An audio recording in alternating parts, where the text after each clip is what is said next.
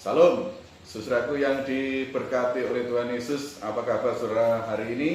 Saya percaya saudara semua, kita semua diberkati Tuhan. Amin. Kita dijaga, kita dilindungi oleh Tuhan, membuat kita boleh ada sampai hari ini. Hari ini kita adalah ibadah peringatan kenaikan Tuhan ke surga, dan kita percaya Tuhan yang naik ke surga memberikan janji-janjinya dalam kehidupan kita. Mari kita akan buka Alkitab kita sebagai renungan kita pada ibadah kita hari ini.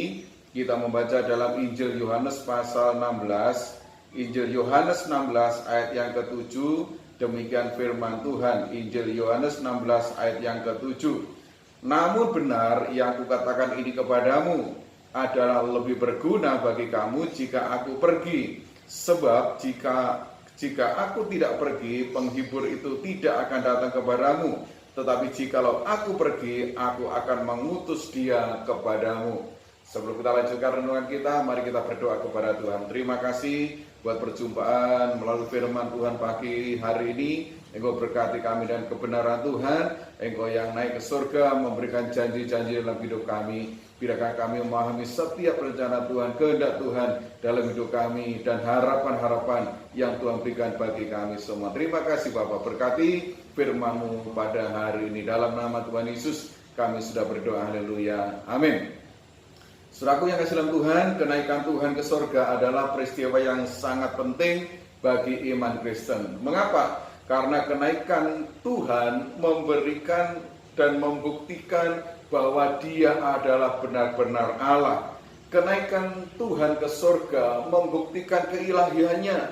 Dia adalah Allah yang sudah turun dari surga, menjelma menjadi manusia, dan kemudian mati di kayu salib, dikuburkan, dan pada hari ketiga bangkit dari antara orang mati. Dan setelah 40 hari menyatakan diri kepada para murid, akhirnya Tuhan naik ke sorga. Saudaraku, kenaikan Tuhan membuktikan bahwa Tuhan Yesus yang turun dari sorga, itu saja juga kembali ke sorga. Kalau saya baca dalam Markus pasal 16 ayat yang ke-19, Markus 16 ayat 19, di sana dikatakan Tuhan naik ke sorga dan duduk di sebelah kanan Allah. Tuhan Yesus naik ke surga dan duduk di sebelah kanan Allah. Apa artinya? Ini menunjukkan bahwa Tuhan Yesus itu punya otoritas di dunia ini dan di surga.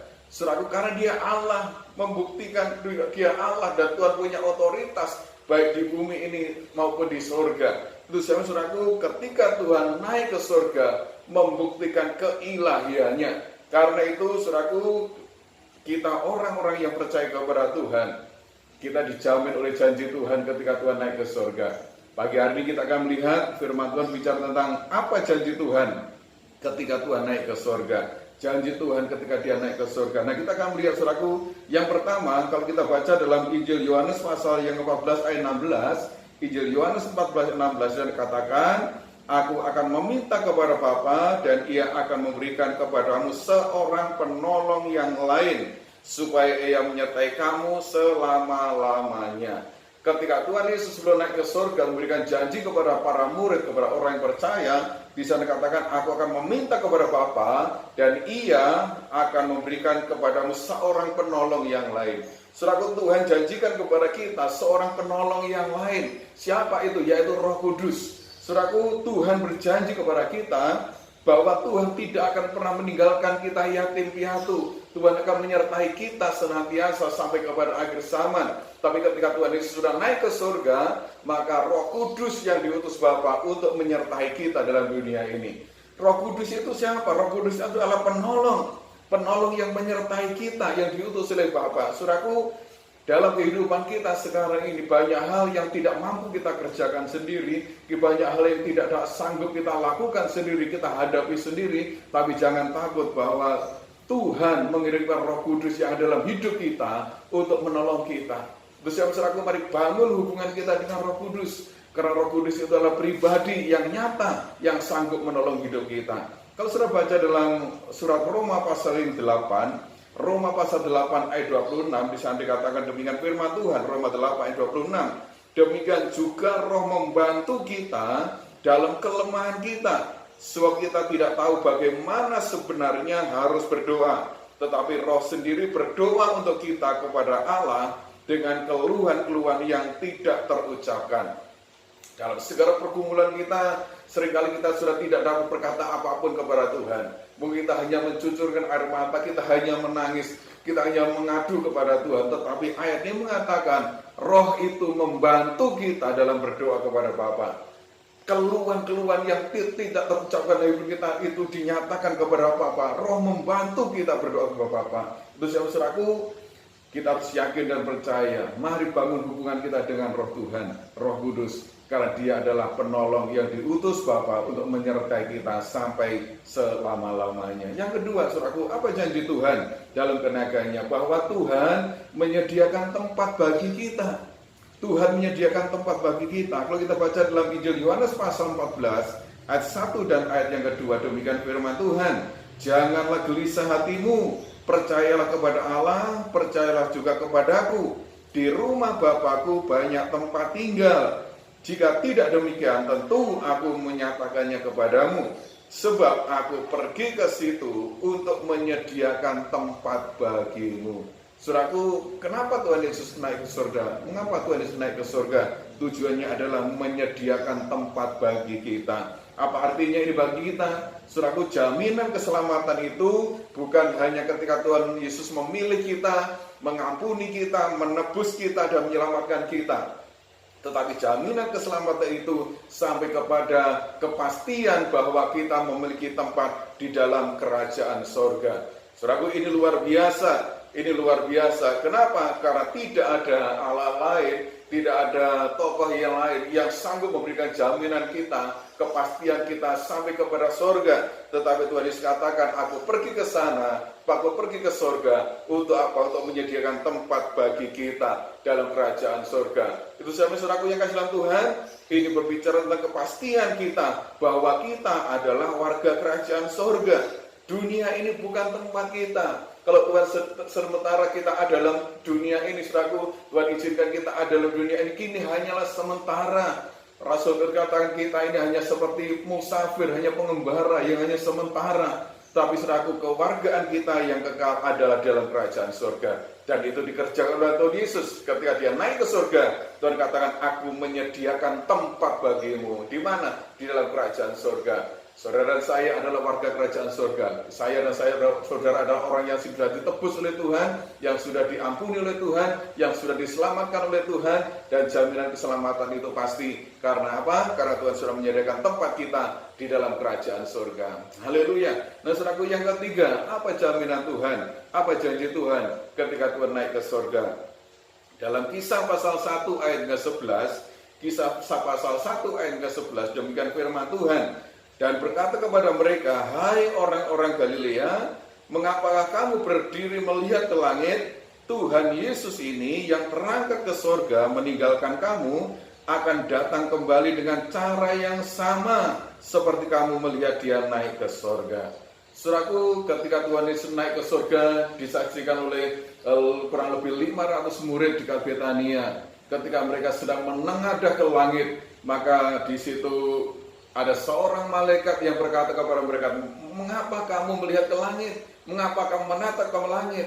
Tuhan Yesus ini yang terangkat ke surga, dia akan datang kembali dengan cara yang sama seperti kamu lihat dia naik ke surga. Artinya, saudaraku, ada janji Tuhan bahwa Tuhan akan datang kembali ke dunia ini untuk menjemput kita. Kedatangan Tuhan itu pasti untuk menjemput orang-orang yang percaya kepadanya. Hari-hari ini, saudaraku, kita boleh melihat bahwa tanda-tanda kedatangan Tuhan yang semakin jelas.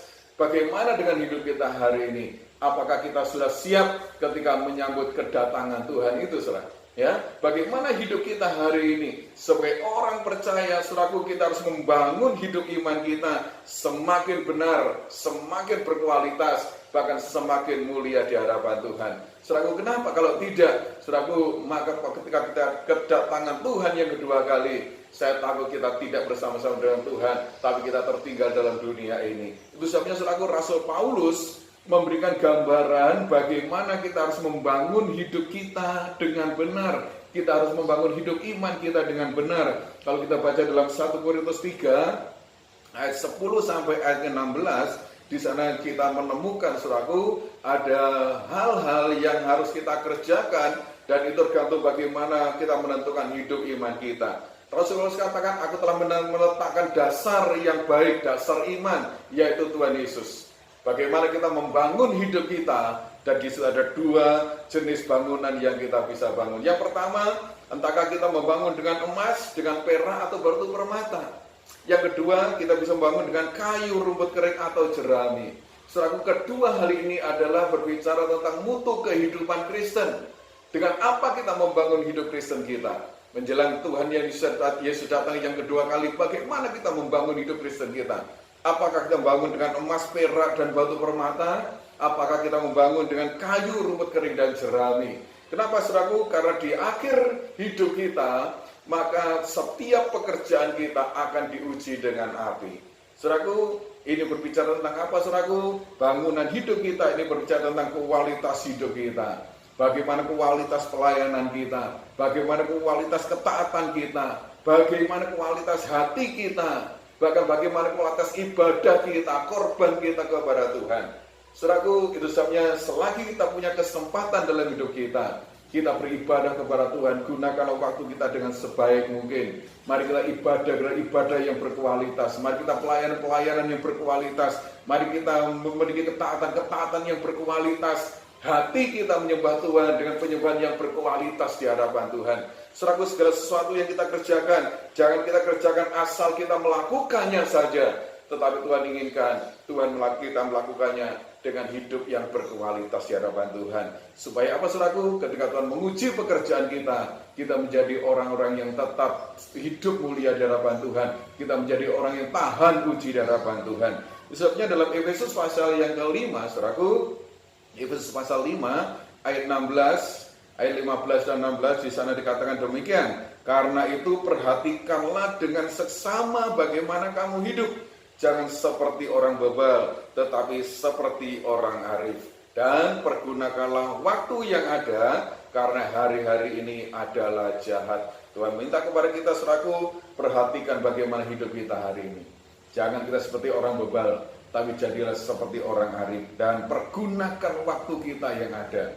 Saudaraku, sisa waktu yang ada yang Tuhan berikan dalam hidup kita, mari kita gunakan sebaik mungkin untuk Tuhan. Mari kita fokus untuk Tuhan, menyongsong kedatangan Tuhan yang kedua kali yang semakin dekat, supaya ketika Tuhan datang yang kedua kali, maka kita menjadi kedapatan orang yang senantiasa siap sedia untuk menyambut kedatangan Tuhan. Haleluya. Saudaraku, ini berkat kita hari ini firman Tuhan. Mari kita belajar untuk senantiasa membangun hubungan kita dengan Tuhan. Tuhan akan memberikan Roh Kudus bagi kita yang menyertai kita sampai selama-lamanya. Kita tidak sendiri dalam dunia ini, Tuhan menyertai kita. Roh Kudus Tuhan berikan kepada kita untuk menyertai kita. Bahkan yang kedua dikatakan Tuhan pergi untuk menyediakan tempat bagi kita.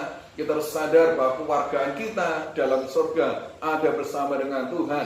Kita hanya sementara dalam dunia ini, tapi kepastian keselamatan itu Tuhan berikan, kita akan masuk dalam kerajaan surga. Dan yang ketiga, Tuhan yang naik ke surga, Dia akan datang yang kedua kali untuk menjemput kita. Pertanyaannya adalah, apakah kita sudah siap dengan hidup kita?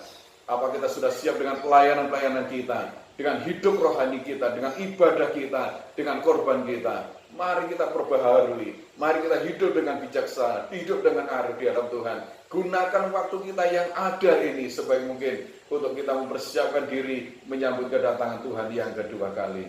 Haleluya. Inilah firman Tuhan yang saya sampaikan hari ini. Biar Dia memberkati kita semua. Mari kita berdoa. Terima kasih Tuhan buat kebenaran Tuhan pada pagi hari ini. Kami diberkati oleh Tuhan, supaya kami menjadi pribadi-pribadi yang sadar bahwa Engkau yang sudah naik ke surga memberikan janji dalam hidup kami, bahwa Engkau Tuhan akan memberikan Roh Kudus semua yang akan menyertai kami. Engkau menyediakan tempat bagi kami. Bahkan Tuhan, Engkau akan senantiasa memberikan kepada kami Tuhan, Tuhan yang akan datang kembali ke dunia ini untuk menjemput kami. Dan kami percaya kedatangan Tuhan semakin dekat, bisa menyediakan belajar untuk mempersiapkan hidup kami, hati kami di hadapan Tuhan, menjadi orang-orang yang senantiasa senantiasa hidup benar di hadapan Tuhan. Terima kasih Bapak, terima kasih, berkati seluruh jemaat Tuhan dalam ibadah-ibadah keluarga mereka, berkati segala korban-korban mereka. Tuhan senantiasa menyertai, memberkati. Terima kasih Bapak, terima kasih kami akan memberikan berkat Tuhan. Mari angkat tangan kepada Tuhan, terimalah berkat Tuhan. Tuhan menyertai engkau dan memberkati engkau. Tuhan menyinari engkau dengan wajahnya dan memberi engkau kasih karunia. Tuhan menghadapkan wajahnya kepadamu dan memberi engkau damai sejahtera. Terima berkat ini dalam nama Bapa dan Putra dan Roh Kudus. Kiranya menyertai saudara mulai sekarang sampai Maranatha, Tuhan Yesus datang yang dua kali. Berkat ini kami menyertai dalam setiap pribadi saudara, keluarga rumah tangga saudara, dalam pekerjaan saudara dan pengirian pelayanan saudara. Apapun yang saudara kerjakan, Tuhan Yesus membuat berhasil. Tuhan memberkati. Segala pujian, rumah syukur dan doa berkat ini kami naikkan hanya kepada Bapa di surga. Dalam nama Tuhan Yesus kami sudah berdoa. Semua diberkati, katakan amin. Selamat beraktivitas. Tuhan Yesus memberkati kita. Salam.